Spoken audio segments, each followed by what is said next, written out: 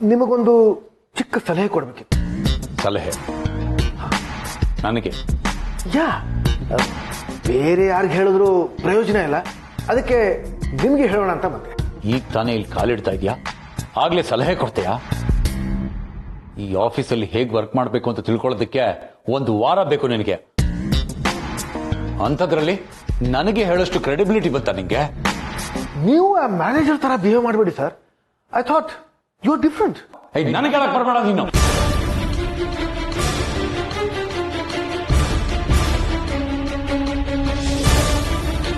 ಇದೇ ನೋಡಿ ದುರಂತ.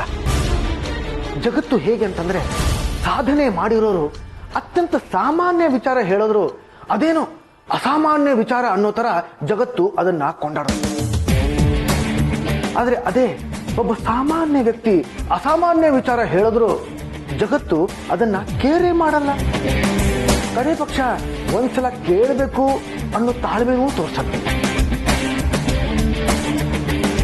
ಸರಿ, ಅದೇನು ಅಂತ ಹೇಳ್ಬಿಟ್ಟು ಬೇಗ ಮುಗಿಸು. ಹೇಳ್ತೀನಿ, ನೀವು ಕೂತ್ಕೊಳ್ಳಿ ಪ್ಲೀಸ್.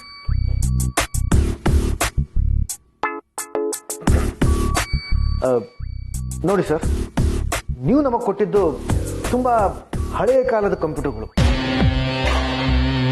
ಆದ್ರೆ ಈಗ ಅದಕ್ಕಿಂತ ಫಾಸ್ಟ್ ಮತ್ತೆ ಪವರ್ಫುಲ್ ಸಾಫ್ಟ್ವೇರ್ಗಳು ಬಂದಿದೆ. ಆ ಸಾಫ್ಟ್ವೇರ್ಗಳನ್ನ ಇನ್ಸ್ಟಾಲ್ ಮಾಡಬೇಕು ಅಂತಂದ್ರೆ ನಮ್ಮ ಹಾರ್ಡ್ವೇರ್ಗಳು ಸಾಕಾಗಲ್ಲ. We need to update our system. ಯಾವ್ದನ್ನ ಯಾವಾಗ ಅಪ್ಡೇಟ್ ಮಾಡಬೇಕು ಅಂತ ಹೇಳೋದಕ್ಕೆ ಒಂದು ಡಿಪಾರ್ಟ್ಮೆಂಟ್ ಇದೆ. ಅದನ್ನ ಹೇಳೋ ಅಧಿಕ ಪ್ರಸಂಗಿತನ ನೀನ್ ಮಾಡಬೇಡ. ಎಲ್ಲ ಗೊತ್ತಿರೋ ತರ ಆಡ್ತೀಯ. ಮೊದಲು ಹೇಳಿದ ಕೆಲಸ ಮುಗಿಸು, ಆಮೇಲೆ ಮಾತಾಡೋ. ನಡೀಲಿಂದ. ನೀವು ಹೇಳಿದ ಕಟುವಾದ ಮಾತುಗಳನ್ನ ನಾನು ಪರ್ಸನಲ್ ಆಗಿ ತಗೊಳ್ಳಲ್ಲ. ಹಾಗೇನೆ ನೀವು ಕೂಡ ನನ್ನ ಸಲಹೆನ ಪ್ರೊಫೆಷನಲ್ ಆಗಿ ತಗೊಳ್ಳಿ ಅಂತ ನಾನು ನಿಮ್ಮಲ್ಲಿ ಕಳಕಳಿಯಿಂದ ಕೇಳ್ಕೊತೀನಿ. Think about it sir. Don't regret it later. ಕೂತ್ಕೊಳ್ಳಿ. ಬರಲ್ಲ?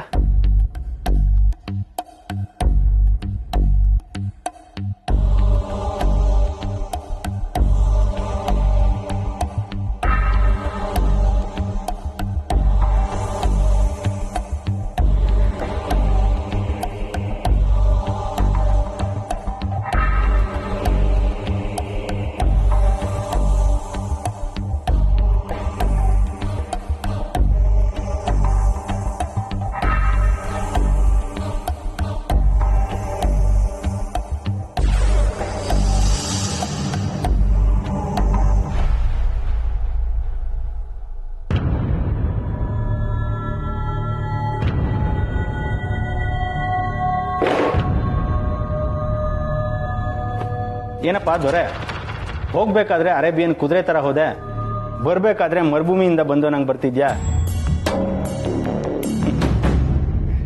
ನಮ್ಮ ಬಾಸ್ಗೆ ಜಾಸ್ತಿ ಮಾತಾಡೋರು ಕಂಡ್ರೇನೆ ಆಗಲ್ಲ. ಅಂಥದ್ರಲ್ಲಿ ನೀನು ಅವ್ರಿಗೆ ಹೋಗಿ ಅಡ್ವೈಸ್ ಮಾಡ್ತೀಯ. ಅನುಭವಿಸು.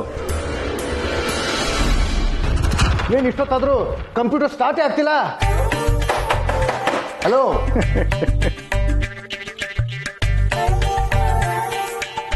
ಏನಂದ್ರು ಬಾಸು? ಮರ್ಯಾದಾಗ ನಾನು ಹೇಳಿದ್ ಕೇಳಿದ್ದಿದ್ರೆ ಉಗಿಸ್ಕೊಳ್ಳೋದು ತಪ್ತಿತ್ತ? ಉಗಿಸ್ಕೊಂಡಿದ್ರಿಂದ ನನಗೇನು ಲಾಸ್ ಇಲ್ಲ. ಆದರೆ ನನ್ನ ಸಲಹೆ ಬೇಡ ಅಂತಂದ್ರಲ್ಲ, ಅದರಿಂದ ನಿಮ್ಮ ಬಾಸ್ಗೆ, ಈ ಕಂಪ್ನಿಗೇನೆ ಲಾಸ್. ನನಗೇನು ಮಾಡೋಕ್ಕಾಗಲ್ಲ. ಅನುಭವ. ಹೋ, ಏನೋ ಕಿಸ್ತು ದಬ್ಬಾಕಿ ಕೆಲಸ ತಗೊಂಡಿರೋ ಥರ ಆಡ್ತಾ ಇದ್ಯಾ. ನೀನೇ ಇನ್ನೊಬ್ರು ಇನ್ಫ್ಲುಯೆನ್ಸ್ ಅಲ್ಲಿ ಇಲ್ಲಿರೋದು. ಏನೋ ಆ ಮೇಡಮ್ ಹೇಳಿದ್ದಕ್ಕೆ ಅವ್ರ ಮಾತಿಗೆ ಬೆಲೆ ಕೊಟ್ಟು ನಿನ್ಗೆ ಈ ಕೆಲಸ ಕೊಟ್ಟಿರೋದು. ಅದು ಅವ್ರ ಮೇಲಿರೋ ಗೌರವದ ಕಾರಣಕ್ಕೆ. ನೀನ್ ಇಲ್ಲಿರೋದೇ ಹೆಚ್ಚು, ಅಂಥದ್ರಲ್ಲಿ ಅಡ್ವೈಸ್ ಬೇರೆ ಮಾಡ್ತೀಯ.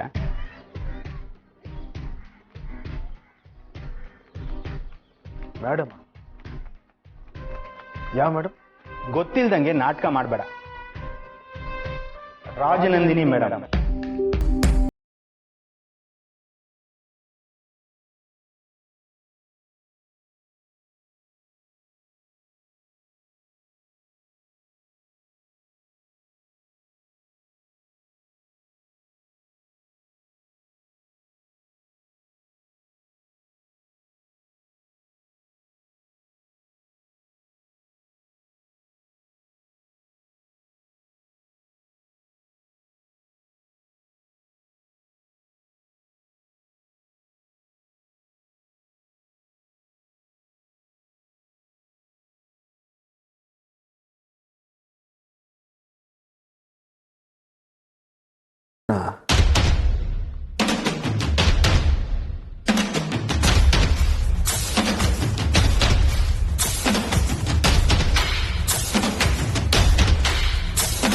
ನನ್ನ ಯೋಗ್ಯತೆ ಏನನ್ನೋದನ್ನ ಈಗ ತೋರಿಸ್ತೀನಿ.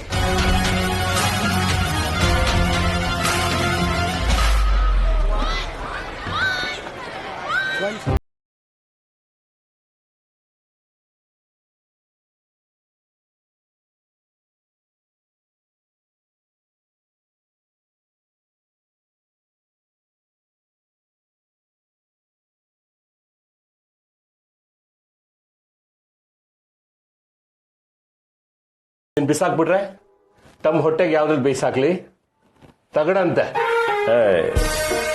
ಹೊಟ್ಟೆಗೆ ತಣ್ಣೀರ್ ಬಟ್ಟೆ ಹಾಕೋಬೇಕಷ್ಟೇ. ನಿಂತರ ನನ್ ರಾಜ ಅಲ್ಲಪ್ಪ, ಸೇವಕ. ಸೇವೆ ಮಾಡೋ ಕಾಯಕ ಮಾಡ್ತೀನಿ ಬಿಡೋ. ಹೇಳು, ನಾನು ಎಂಥ ಸುದ್ದಿ ತಂದಿದ್ದೇನೆ ಗೊತ್ತಾ? ಆ ರಾಜನಂದಿನಿ ಮೇಡಮ್ ಇದಾರಲ್ಲ, ಅವರು ರಾಜನಂದಿನಿ ಮಾತ್ರ ಅಲ್ಲ, ರಾಜನಂದಿನಿ ವರ್ಧನ್ ಸಂಸ್ಥೆಯ ಮಾಲೀಕರ ಮಗಳು, the CEO of the company. ಇನ್ನು ನೋಡು ನಾನೇನೇನು ಮಾಡ್ತೀನಿ ಅಂತ. ವರ್ಧನ್ ಸಂಸ್ಥೆ ಅಂದ್ರೆ ಆ ದೊಡ್ಡ ಕಂಪನಿ ಅಂತ ಹೇಳಿದ್ಯಲ್ಲ? ಅದೇ. ನನ್ಗೆ ಯಾಕೋ ಇದು ಅತಿ ಆಯ್ತು ಅನಿಸ್ತಾ ಇದೆ ಕಣೋ. ಅವ್ರು ತುಂಬಾ ದೊಡ್ಡ ಜನ. ಏನಾದ್ರೂ ಎಡ್ವರ್ಟ್ ಆಗ್ಬಿಟ್ರೆ ನಾವಿರೋ ಜಾಗನೂ ಇಲ್ದಂಗ್ ಮಾಡ್ಬಿಡ್ತಾರೆ ಕಣೋ. ಚಕ್ರವರ್ತಿಯಾಗಿ ಸಾಯ್ತೀನಿ ಅನ್ಕೊಂಡು ಇರೋ ಬದುಕನ್ನು ಹಾಳು ಮಾಡ್ಕೊಳ್ಳೋದು ಬೇಡವಾ? ಒಳ್ಳೆ ಅಡುಗು ಲಜ್ಜೆ ತರ ಆಡ್ಬೇಡ. My plan is ready. ಇನ್ನೇನು ಎಕ್ಸಿಕ್ಯೂಷನ್ ಮಾತ್ರ ಬಾಕಿ. You just sit back, relax and enjoy the show. Hero hero hero hero ನಾನೇ ನಾನೇ ನಾನೇ ನಾನೇ.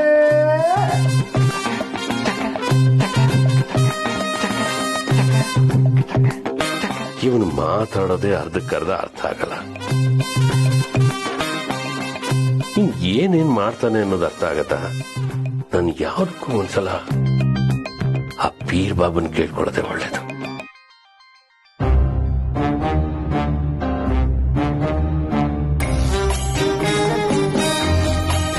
ಮಿಸ್ಟರ್ ಝಂಡೆ, ಕೇಶವ್ ಝಂಡೆ, ನಾನು ಒಂದು ಮಾತು ಹೇಳಿದೆ, ಅಲ್ಲಿ ಹೋಗಿ ಹಾಡು ಹೇಳಿದೆ, ಕುಣಿದೆ. ನಿಮ್ದೇನಾದ್ರೂ ವಿಶೇಷವಾದ ಟಿಪ್ಪಣಿ ಇದೆಯಾ?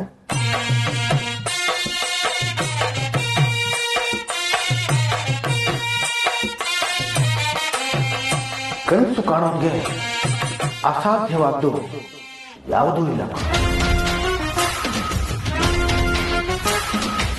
For a dreamer nothing is impossible and I am a dreamer.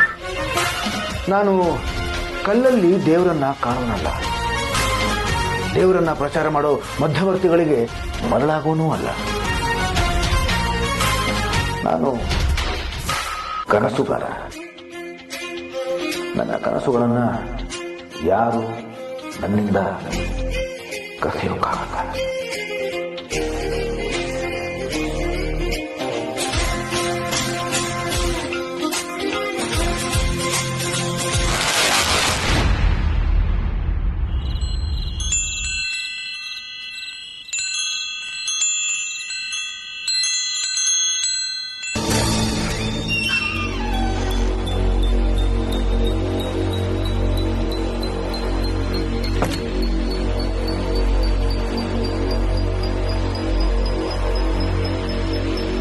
₹2 ಸಖತ್ ಪವರ್ ಇದೆ ಗುರು.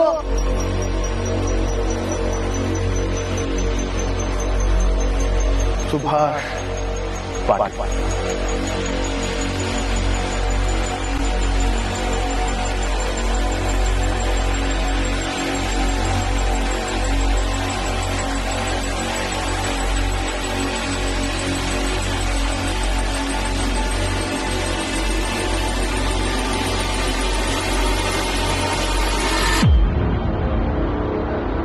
₹2 ಸಖತ್ ಪವರ್ ಇದೆ ಗುರು.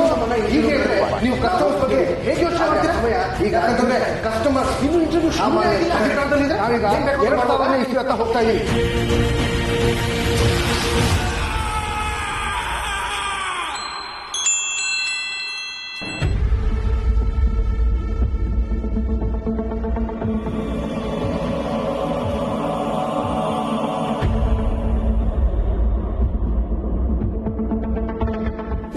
ಯಾಕೆ ಕನಸು ಬೀಳ್ತಿದೆ? ನಾನು ಕಾಣ್ತಿರೋದೇ ಕನ್ಸ ಅಥವಾ ಬದುಕ್ತಿರೋ ಈ ಬದುಕು ಕನ್ಸ? ಇಲ್ಲ, ನನಗಿಲ್ಲಿರೋದಕ್ಕಾಗ್ತಿಲ್ಲ. ಉಸಿರು ಕಟ್ಟಂಗಾಗ್ತಿದೆ. ಇಲ್ಲಿಂದ ಈಗ್ಲೇ ಎಲ್ಲಾದ್ರೂ ಹೊರಟೋಗೋಣ ಅನಿಸ್ತಿದೆ.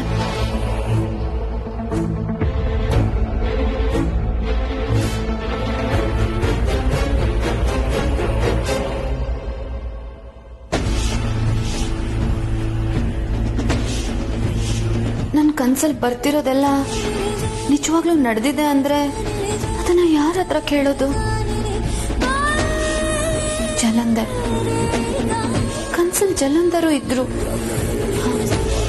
ಅವ್ರಿಗೆಲ್ಲ ಗೊತ್ತಿದೆ, ಮುಂದೆ ಏನಾಯ್ತು ಅನ್ನೋದು ಸಹ ಅವ್ರಿಗೆ ಗೊತ್ತಿರುತ್ತೆ.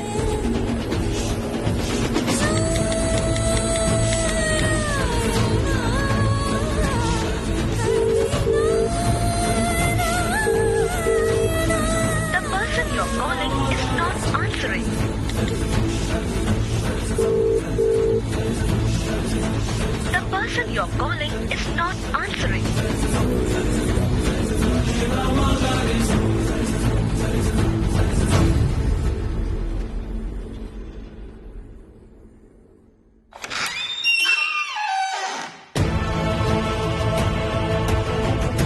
ನನ್ ರಾಜ್ ನಂದಿನಿ ಅವ್ರ ಚಿತ್ರ ನೋಡಿದ್ದೇನೆ ಹೊರತು ಅವ್ರ ಬಗ್ಗೆ ಬೇರೆ ಏನೂ ಗೊತ್ತಿಲ್ಲ. ಆದ್ರೂ ಅವ್ರು ನನ್ ಕನ್ಸಲ್ಲಿ ಬರ್ತಿದ್ದಾರೆ. ನನಗ್ ಪರಿಚಯನೇ ಇಲ್ದಿರೋ ಚಂದ್ರಪ್ಪ, ರಾಜವರ್ಧನ್ ಸಾಹೇಬ್ರು, ಇವರೆಲ್ಲ ಯಾಕೆ ನನ್ನ ಕನ್ಸಲ್ಲಿ ಬರ್ತಿದ್ದಾರೆ? ಯೋಚಿಸಿದಷ್ಟು ತಲೆ ನೋವುತ್ತಿದೆ. ಜಲಂಧರ್ ಸರ್ ಬೇರೆ ಫೋನ್ ಪಿಕ್ ಮಾಡ್ತಿಲ್ಲ.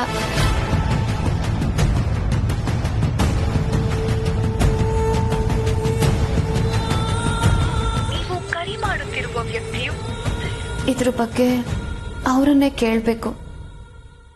ಇವತ್ತೇನೇ ಆಗ್ಲಿ ಅವ್ರನ್ನ ಭೇಟಿ ಆಗೇ ಆಗ್ತೀನಿ. ನಾನೇ ಅವ್ರ ಜಾಗಕ್ಕೆ ಹೋಗ್ತೀನಿ. ಕಾರಲ್ಲಿ ಬೇಡ, ಮನೇಲಿ ಡೌಟ್ ಬರುತ್ತೆ. ಕ್ಯಾಬ್ ಬುಕ್ ಮಾಡ್ಕೊಂಡು ಹೋಗೋದೇ ಸರಿ.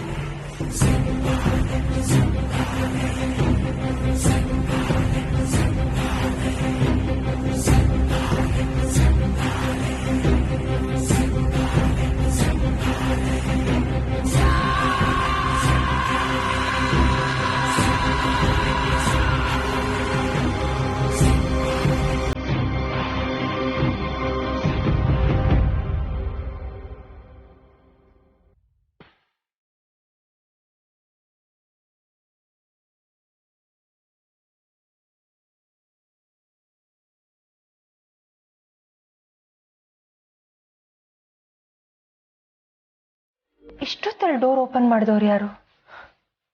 ಇನ್ಯಾರು ಇರ್ತಾರೆ? ಇಷ್ಟೊತ್ತಲ್ಲಿ ಓಡಾಡೋದಂದ್ರೆ ಅದು ಒಬ್ರೆ, ಅದು ಬ್ರೋಯಿನ್ಲೋ. ಇಷ್ಟೊತ್ತಲ್ಲಿ ಅದ್ ಎಲ್ಲಿ ಓಡಾಡ್ತಾರೋ ಏನೋ ಅಪ್ಪ. ಬಂದಲ್ಲ ಒಂದಿನ ಕಣ್ ಹಿಡ್ದೇ ಹಿಡಿತೀನಿ. ಮಾನ್ಸಿಯವರೇ,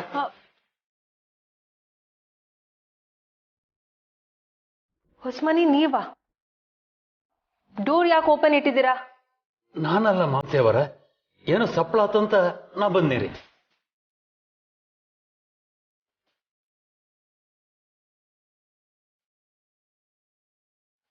ಈ ಮನೆಯಲ್ಲಿ ಒಬ್ರಿಗಿಂತ ಒಬ್ರು ವಿಚಿತ್ರ. ಇಷ್ಟೊತ್ತಲ್ಲ ಕೊಳಲ್ ಇಟ್ಕೊಂಡು ಓಡಾಡೋದು. ನಾ ನಿದ್ದೆ ಬರೋ ಮಠ ಕೊಳಲ್ ನೋಡ್ತೀನಿ ಅವರ, ಆದ್ರೆ ಕದ ನಾತಗದಿಲ್ರಿ. ಮತ್ತೆ ಡೋರ್ ಓಪನ್ ಆಯ್ತು?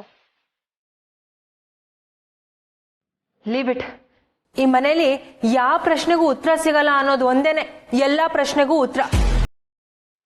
ನೀವು ಹೋಗಿ ಮಲ್ಕೊಳ್ಳಿ. ನಿಮ್ಮ ನಿದ್ದೆಗೆ ತ್ರಾಸತೇನೋ, ಕ್ಷಮಾ ಮಾಡ್ರಿ. ನೋನು ಹಾಗೇನೂ ಇಲ್ಲ. ನಾನಿನ್ನೂ ಮಲ್ಕೊಂಡಿರ್ಲಿಲ್ಲ. ಬಹಳ ತಡ ಆತಲ್ರಿ. ನನ್ನ ಪೇರೆಂಟ್ಸ್ಗೆ ಈಗ ಬೆಳಗ್ಗೆ ಅವ್ರ ವೆಡ್ಡಿಂಗ್ ಆನಿವರ್ಸರಿ, ಅವ್ರಿಗೆ ವಿಶ್ ಮಾಡೋಣ ಅಂತ ಇಷ್ಟೊತ್ತವರೆಗೂ ಎದ್ದಿದ್ದೆ. ಈಗ ಮಲ್ಕೋತೀನಿ. Good night.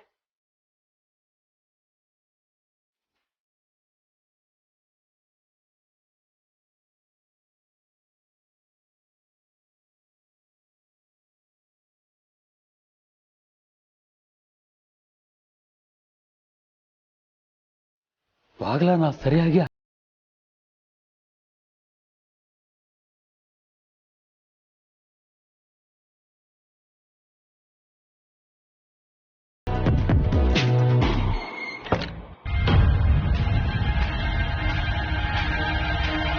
ಸದ್ಯ ಅಕ್ಕಪಕ್ಕ ಹತ್ರದಲ್ಲಿ ಯಾವ ಮನೆನೂ ಇಲ್ಲ. ಇದ್ರೆ ಈ ಹೊಸ ಮನೆ ಕೊಳಲ್ ಶಬ್ದಕ್ಕೆ ಅದೆಷ್ಟು ಜನ ಕಂಪ್ಲೇಂಟ್ ಮಾಡ್ತಿದ್ರು ಏನೋ. ಗಾಡ್, ಈ ಟೈಮಲ್ಲಿ ಮ್ಯೂಸಿಕ್ ಕನ್ಸರ್ಟ್ ಎಲ್ಲ ಬೇಕಾ? Strange old man. ಆದ್ರೂ ಯಾರೋ ಹೋದಾಗಾಯ್ತು. ಈ ಹೊಸಮನಿ ಅದನ್ನ ಅಬ್ಸರ್ವೇ ಮಾಡ್ಲಿಲ್ವಾ?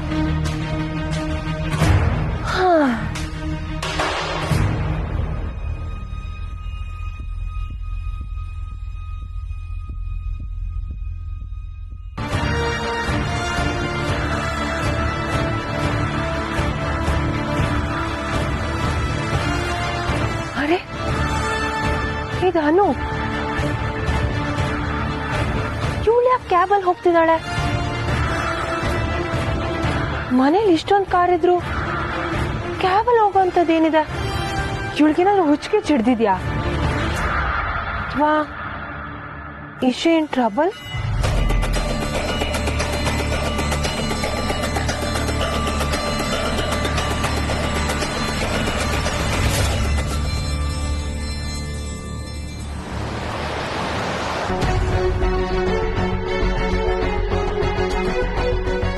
ಯಾಕೆ ಜಲಂಧರ್ ಸರ್ ಕಾಲ್ ರಿಸೀವ್ ಮಾಡ್ತಿಲ್ಲ?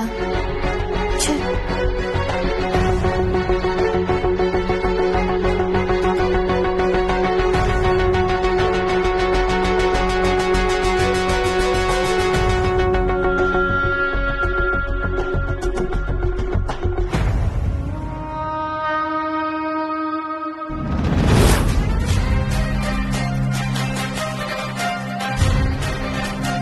ಅಯ್ಯೋ, ರಮ್ಯಾ ಕಾಲ್ ಹೊರಟೋಯ್ತು.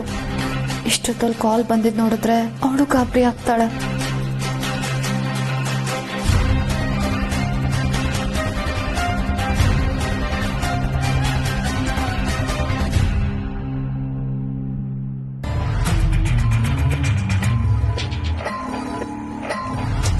ಹಲೋ ಅನು,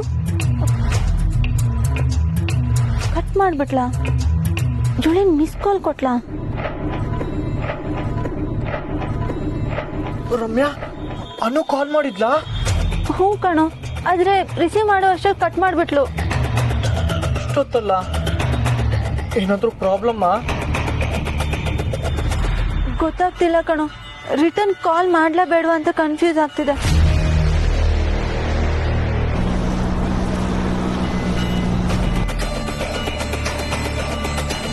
Jalandhar sir number switch off ಆಗಿಲ್ಲ ಅಂದ್ರೆ ಅವ್ರು ಇದೇ ನಂಬರೇ ಬಳಸಿದಾರೆ ಅಂತ ಅಲ್ವಾ?